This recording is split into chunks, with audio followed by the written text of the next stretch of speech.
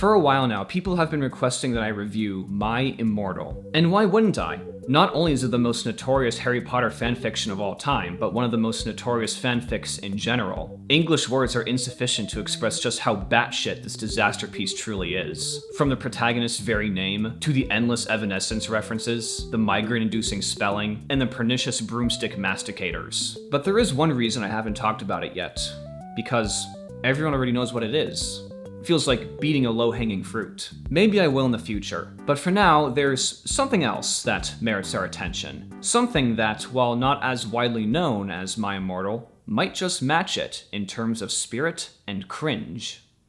Percy Jackson is a fantasy series about the Greek gods relocating to America and siring half-human children, who are trained at a summer camp for demigods to become warrior heroes and embark on quests to protect both the world and the legacy of Olympus. I read the books when I was 12, right after I finished Harry Potter, and while the similarities between the two are indeed similar,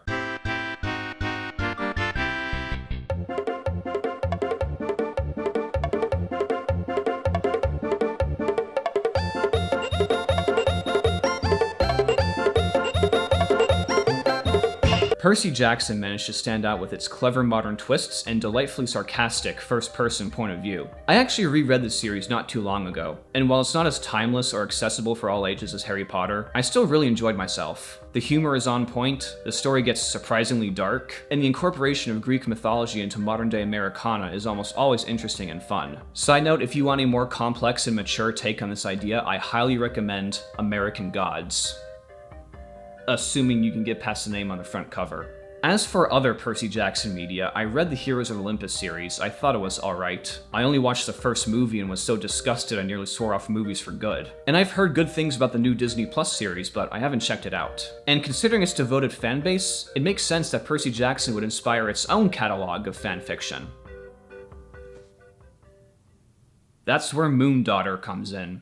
Moondaughter joins the ever-growing compendium of poorly written, hostile, and over-sexualized self-insert fanfics we've all come to know and love. The author is a person named XX Moonlight XX, whose real name is Hannah, and whose profile picture is Kylo Ren. According to her bio, she likes Percy Jackson, Evanescence, and leopards. She dislikes stupid people, jealous flames, and squirrels. I'm not sure if Hannah is the final boss of the early 2010s, but she at least holds the rank of lieutenant. But introductions can only go so far. Let's dive right into chapter 1.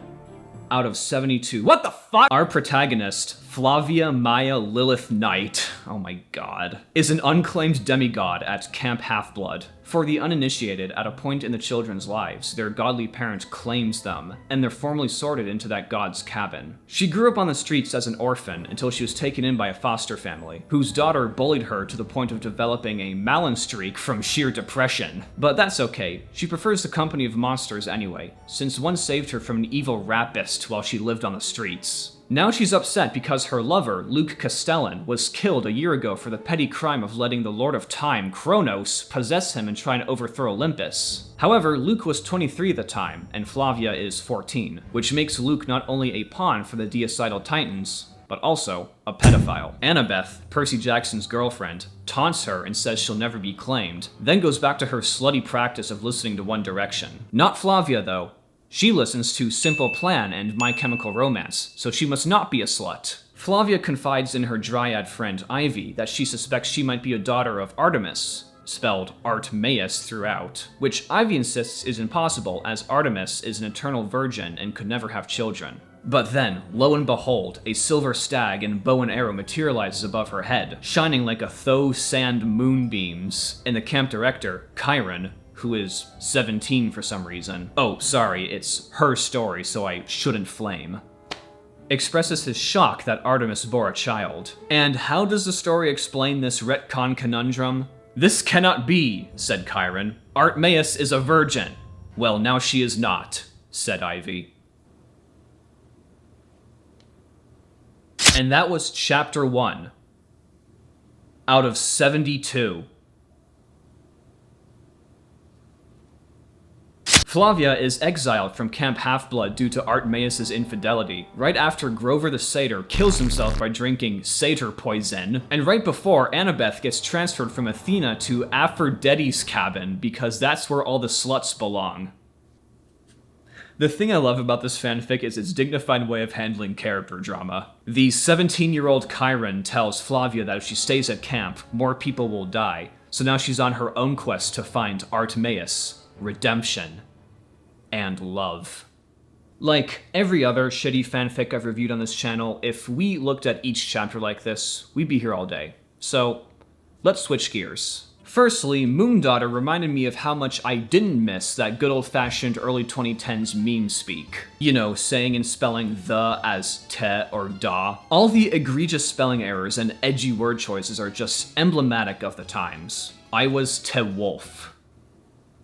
I'm trying to hold it together, I swear. I had sliver eyes and black hair I cut my sleff. Only he come out looking wraithful. It's the judgment of the gods. My heart was swirled with confusement. I knew sometimes in lives there are hard choses. Honestly, Hannah could have had a lucrative career in speech therapy because she's perfectly emulating what it's like to try and talk while having a stroke. I like to imagine Hannah is forced to write and spell properly at school, but then comes home and is allowed to unwind by being an absolute goblin of the written word. You can rest now, Queen. You don't have to pretend anymore. And it's only by chapter 40 that Hannah explains why her spellin' is so fooked up. She's depressed by rampant consumerism. See, Hannah's above it all because she hates preps and jocks and posers. She's into dark, edgy, alternative media, like Disney's Maleficent. I shouldn't even have to explain why that's ironic. And writing Percy Jackson fanfic is how she's able to slit her skin and let the malaises of this world bleed out of her. She is so tormented, so besieged by mainstream mediocrity, she can't help but lash out. You blastard. So I'm gonna do something that might seem kind of shocking, and that's give the most charitable account of the plot that I can. Because Flavia's been exiled from camp, she's basically on her own personal quest to settle scores with gods and villains and attain her own destiny. Kronos, spelled Kornos throughout, somehow survived the events of the last Olympian and repossessed Luke's body, and menaces her along the way. He's on his own quest to find the Word of Death, which is so awful that anyone who hears it fucking dies. Let's see, this was 2013, so the terrible Word of Death is probably... Gring ding ding ding ding ding ding. Which compels Flavia to find the word to destroy the Word of Death. The other thing I love about this fanfic is how everything has a purpose and exists for a reason. Along the way, Flavia struggles between her desire to join Artemis as an immortal huntress and her desire to make out with boys. Yeah, I think every boy in the story gets the hots for Flavia at one point, especially after chapter 5 when she gets attacked by an Impusa and only contracts the hot vampire traits, such as pale skin and red eyes. She even adopts a vampiric battle cry, Bibam sanguinam tuam, which, based on my high school level knowledge of Latin, translates to, I will drink all your blood. I will drink your blood. Damn it! It was singular. Ugh. Sorry, Miss Freeman. I failed you. I should have paid attention in class instead of drawing ambigrams. Sheesh, that was pathetic. Meanwhile, as the boys all throw themselves at her, she shuffles through them like trading cards, even donning revealing clothing to toy with their affections. But don't worry, she's still not a slut. She listens to Evanescence. Seriously, it's like this character wants the fun of being a whore without the baggage of being called a whore. This is a common female power fantasy in fanfic where the girl is the center of all these guys' attention so she can act all sexy and seductive, but because she doesn't commit to one guy or give in to her desires, she can retain her dignity as well as her appeal. It's the attraction without the action. No better way to feel important with as little work as possible. Surprisingly, this is explained in chapter 19, where Flavia surmises that Artemis cursed her to receive limitless male attention. See? This plot is airtight. Hannah thought of everything. Besides the aforementioned love polygon among the boys, she also tries seducing Zeus, but a blessing from Artemis ages her up to 18 for that one scene, which makes it automatically okay. Kinda like those freaks who wait for girls to turn 18 and then immediately subscribe to their OnlyFans. 1 minute past midnight, It's cool. Move along, people. Nothing to see here. She then seduces Hades a few chapters later, but she's not aged up this time. So not only is it stupid, but it also makes Hades a pedophile. Speaking of which, every other girl in this story is treated horribly. Annabeth, besides being a prep and a slut, gets turned into, and I'm quoting the text, a grape with no soul, because she caught the camp director, Mr. D, looking at underage prawn, which makes Mr. D a pedophile. Sally Jackson appears for one scene making out with Grover's dead corpse. Piper McLean's in this story too, but she's introduced gooning over a picture of her own father's bare ass. At one point, Flavia aerosolizes a love potion which intoxicates Annabeth and Piper, and they have a threesome with Buford, who, remember, is an enchanted table, and then she films them and posts it online? Reyna, the praetor of the Roman camp, just actually fucking dies in a duel with Flavia, and Flavia takes her place. And I honestly can't remember what happened to Ivy, her dryad friend, but she becomes a whiny bitch halfway through the story and is rebranded as yet another slut. The only female who's treated with some level of dignity is Hazel Levesque, whom for some reason Flavia is fascinated by. But I think it's because around that point Hannah's real-life friend, Haley, started beta reading, and she seems to project Haley onto Hazel, or the other way around, I really don't know. But this is stymied by a controversy that brewed between Hannah and her readers, where some of them thought Haley was a Nazi?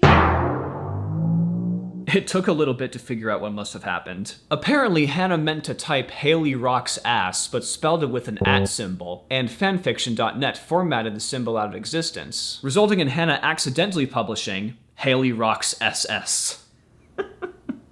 Why is the external drama in the author's notes more compelling than the actual story? Unfortunately for Hannah, the "my BFF is a Nazi" accusations were only the beginning of the end, as Haley got a boyfriend named James, and Hannah got jealous, becoming the very thing she sought to destroy. Ultimately, beta reading was turned over to Kyla, who is Hannah's new BFF. Poor Haley. You had such glowing prospects ahead of you. And right before we got to the chapter with the flesh-eating whores. By the way, if it sounds like I'm jumping all over the place, it's because the story jumps all over the place. It's just Flavia and her harem of boys running roughshod through the Percy Jackson universe, wielding their own patented brand of cringe. Flavia desperately tries to uphold what it means to be a huntress, which amounts to environmental justice and no killing. But at one point they come across Knox City, a sort of convergence of pollution and preppiness, and destroy the city and everyone in it with arrows. And then Thalia Grace shows up for 2 seconds and is beheaded by Flavia. Now, you might be thinking to yourself, this isn't very realistic. Artmaeus would never do this. Well, would Artmaeus show up wearing an iron bikini forged from the armor and bones of dead men? Actually, that sounds kind of hot. And finally, they actually explain how Artmaeus was able to immaculately conceive. Apparently, Kornos is Flavia's father, but Artmaeus did not actually sleep with him. Her hatred for him was so strong that it manifested in the form of Flavia, who was then birthed by Artmaeus. Flavia's reaction is priceless, by the way. Imagine hating someone so much that you become pregnant with their child. I don't think the world is ready for those levels of hate. Like, this goes beyond the term hate fucking. This is hate fertilizing. Actually, it's a perfect explanation for why this character is such a bitch. Also, this raises some interesting theological implications. If Flavia is the daughter of Artmaeus and Kornos, and if Artmaeus is the daughter of Zeus, who is the son of Kornos, then that makes Kornos Flavia's great-grandfather as well as her father, and Zeus her grandfather as well as her brother. Still, that's not all that messed up compared to the actual Greek myths. I'm done. Let's put this dog shit out of its misery. The gods decide Flavia can both date boys and become immortal, which puts her character arc on grow up Timmy Turner levels of insultingly undeserved. She undergoes the 12 labors of Hercules to prove her godliness, and becomes the 13th Olympian. Fuck you. And that was Moondaughter, a genuinely painful and exhausting read that made me want to rip out my own throat while I was still laughing. It was truly a transcendent experience watching these characters I know and love violated over 72 chapters by Hannah and her psychotic self-insert. Assuming, of course, this whole thing was done in earnest and it wasn't some giant troll fic. Still, her excuse as to why she's bastardizing the entire Percy Jackson canon is pretty classic. I'm showing how there is darkness and depravity in their souls under the happy parts. Yeah, Hannah's really in touch with the depth of the human condition. Considering how derivative Moondaughter is in style, tone, and even certain plot points to My Immortal, I wouldn't be surprised if this thing was just one big joke. Then again, I don't think it was ever proven if My Immortal was a troll fic, so in my eyes, Moondaughter remains in dispute. Regardless, if you're looking for an unhinged dose of literary cancer to fill a void that My Immortal left, then Moondaughter might be that thing. As for me, I'm just glad I'm over and done with it.